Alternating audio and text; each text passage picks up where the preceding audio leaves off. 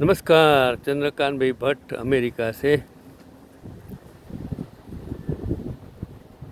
अगर इंसान पढ़ा लिखा है,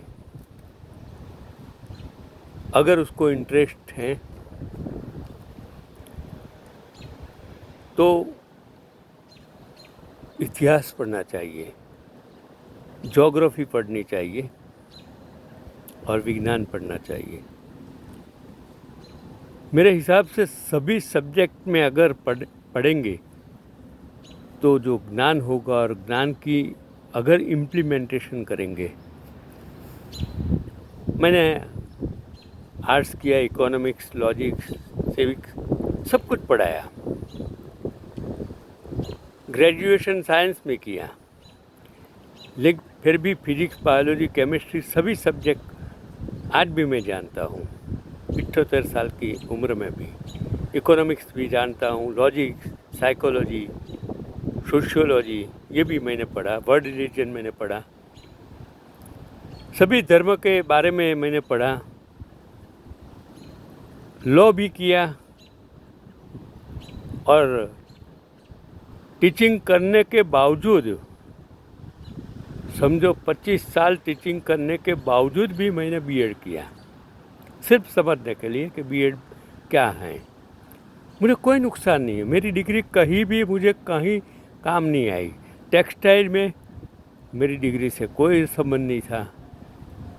बैंक में मैंने जो बैंक का अभ्यास किया उसमें भी मैंने बैंक को स्टडी किया कि बैंक क्या चीज़ है। और आज मैं आपको चैलेंज के साथ कोई भी दुनिया की कोई भी बंद होने वाली बैंक दे दो, मैं उसको खड़ी करके बता दूंगा। कोई भी संस्था दे दो मुझे, समाज की हो, कोई भी, मैं ये कर सकता हूँ। इतना मुझे विश्वास है और गौरव है, क्योंकि जो भी मैं करता हूँ कल के लिए नहीं, आज करता हूँ। कोई भी चीज़ कल के लिए छोड़ता नहीं। और इसी तरह इतिहास के एक पन्ने पर मैंने एक जो पढ़ा, तब मुझे लगा इस ज़माने में 21वीं सदी में, ये 11 की सदी में जो लोग थे वो किस तरह सम्राट थे। क्या आज वो सत्ता में बैठे बिना हथियार कमांडो के साथ 9,000 करोड़ के विमान में घूमने वाला कहता है कि मैं देश की रक्षा करता हूँ, कहता है मैं गरीबों की रक्षा करता हूँ, जो खुद की पत्नी को संभाल नहीं सकता, अपने कुटुंब को संभाल नहीं सका इंसान, वो इंसान ये कहता है मैं भाइयों बहनों की रक्षा करूँगा। जिसने कभी जॉब नहीं की वो कहता है मैं सभी को 2 करोड़ नौकरियाँ, और बाकी जो वाहवाही करने वाले सोशल मीडिया पर उसको महान सम्राट बना देते हैं। तब मुझे शर्म आती है कि मैं हिंदुस्तानी था, हिंदुस्तानी हूँ, अमेरिकन होने के बावजूद भी। आज मैं ऐसे ही इंसान की बात करता हूँ, सम्राट पृथ्वीराज चौहान, जिसका पूरा नाम था पृथ्वीराज चौहान। उसका अन्य नाम था राय पिथौरा। माता पिता थी राजा सोमेश्वर चौहान और कमला देवी, और पत्नी का नाम था संयोगिता। नाम तो देखो। और जन्म हुआ था 1119 में। और राज्याभिषेक उस ज़माने में तो जो राजा थे उसको ट्रेनिंग दी जाती थी, खुद लड़ाई करने जाते थे, खुद शरीर को मजबूत करने का काम करते थे, सिर्फ वाणी विलास नहीं करते थे। वो तलवार चलाते थे। आज तलवार नहीं, वाणी विलास करते हैं, नौटंकी करते हैं। जैसे एक इंसान ने रविवार के दिन मेट्रो ट्रेन का उद्घाटन करके बच्चों के साथ स्कूल के जो ड्रेस था उनके साथ पहना के उसको ट्रेन में मुसाफरी करके, ये कैसी नाटंकी है, मेरी समझ में नहीं आती है। चलो जाने दो। और राज्याभिषेक उसने 1169 में किया, मृत्यु हो गई उसकी 1192 में उसकी मृत्यु हो गई। उसकी राजधानी थी दिल्ली और अजमेर, और उसका वंश था चौहान यानी कि राजपूत। आज की जो पीढ़ी है उसको उसकी गाथाओं के बारे में कुछ भी मालूम है। पृथ्वीराज चौहान ने 12 साल की उम्र में ही बिना हथियार के खूंखार जंगली शेर का जबड़ा फाड़ दिया था। कितना ताकत 12 साल की उम्र में। 16 साल की उम्र में आयु में ही उसने महाबली नाहर राय को युद्ध में हराकर माड़वर पर विजय प्राप्त किया था। वो इतना शक्तिशाली राजा था पृथ्वीराज चौहान कि तलवार के एक वार से उसने जंगली हाथी का सिर धड़ से अलग कर दिया था, एक ही झटके में। कैसा शक्तिशाली इंसान होगा, आप समझ नहीं सकते हो कि ऐसे शक्तिशाली राणा प्रताप कैसे शक्तिशाली। बड़े बड़े शरीर पर वो अपनी रक्षा के लिए बख्तर पहनते थे। इतना वजन उठा के लड़ना, तलवार कितना किलो की तलवार रखते थे।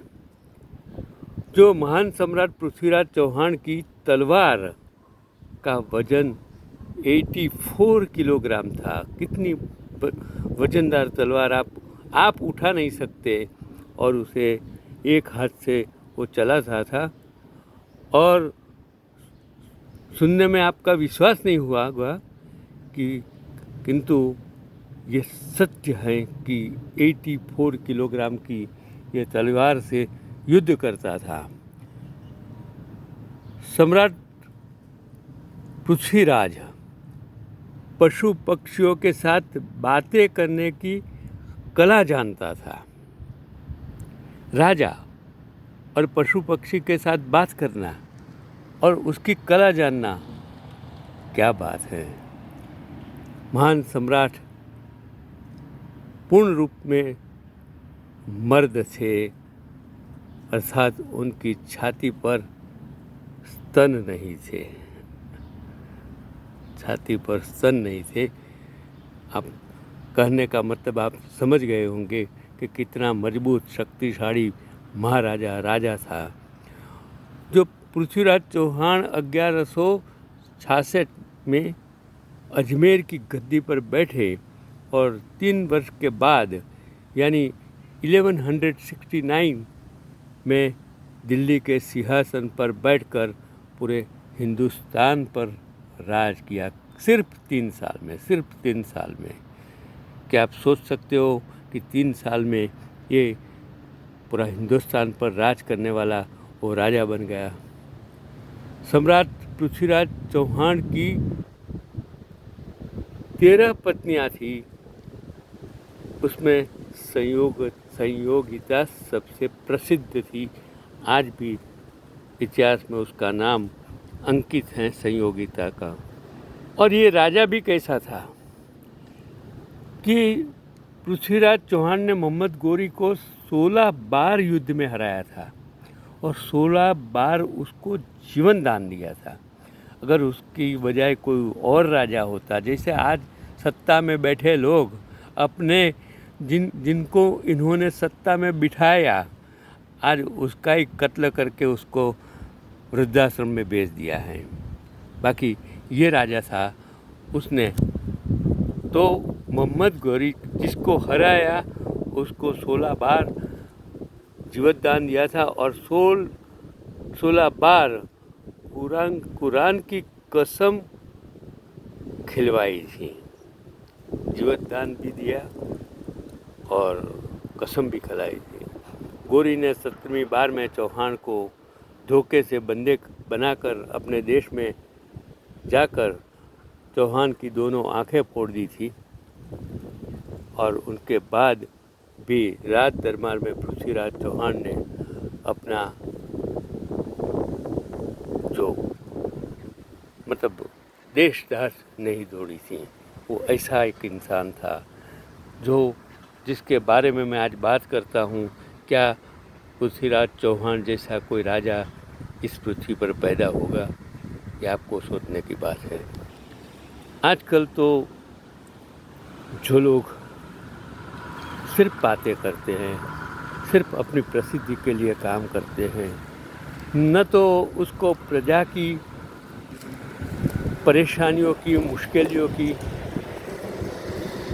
पड़ी है, सिर्फ सत्ता सत्ता सत्ता। जब तक हम गरीबों की नहीं सुनेंगे, जब तक हम प्रजा की आवाज़ नहीं सुनेंगे, जब तक हमारे समाज और कुटुंब की बात नहीं सुनेंगे, उसको मदद नहीं करेंगे, तब तक ये समाज, इतिहास तो बदलने वाला है, टेक्नोलॉजी बदलने वाली है। क्या आज 1100 साल पहले की ये टेक्नोलॉजी और आज 2022 की टेक्नोलॉजी में कितना फ़र्क है? आज एटम बॉम्ब है, एटॉमिक एनर्जी है, आज बिजली है, टेलीकम्युनिकेशन है, टैंक है, हवाई जहाज़ हैं, क्या नहीं है आज? क्या उस वक्त हवाई जहाज़ था? क्या टेक्नोलॉजी थी? और उसी वक्त इस ज़माने में सिर्फ जो हाथी, घोड़ा, ऐसी चीज़ों से, ऐसे एनिमल्स से अगर युद्ध लड़ा जाता हो, तलवारों से, तीरकामठे से युद्ध लड़ा जाता हो, उसी वक्त, उसी ज़माने में कम्युनिकेशन नहीं था। और इसी कम्युनिकेशन नहीं था, फिर भी दुनिया में यूरोप से कितने यहाँ लड़ाई करके आए। मुग़ल साम्राज्य भी आ गया, अंग्रेज भी आ गए और आज चले भी गए।